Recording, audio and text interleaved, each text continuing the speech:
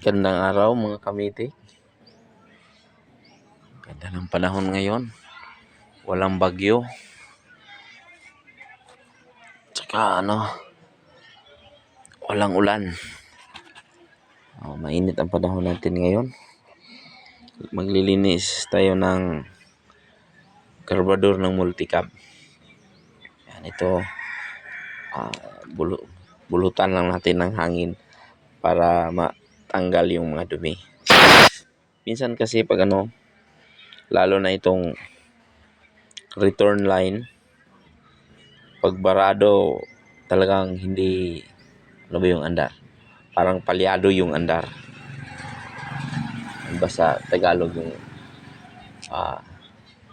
hindi maganda ang andar pag barado ang itong return line. Ito return. Ito kasi na dumihan talaga dito pag itong pakaliit lang ng butas. Yan kailangan talagang malinis itong butas ng return. Napakaliit. Para gumanda yung andar. Tsaka itong mga jeep ng andar idling.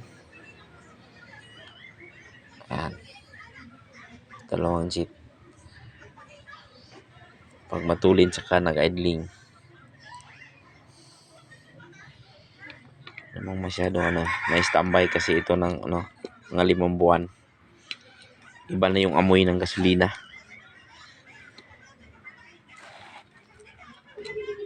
Tsaka na yung andar niya, taas baba. Hindi na siya nag-maintain ng andar, idling.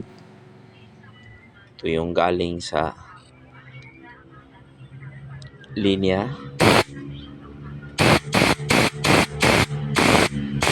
Yan. Ito mga butas dito. Tsaka dito yung mga butas kailangan talagang maging malinis.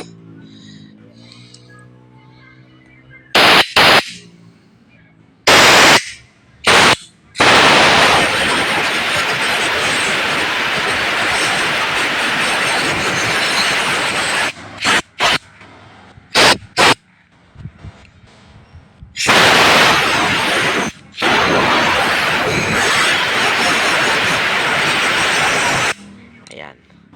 Ito yung linya nito.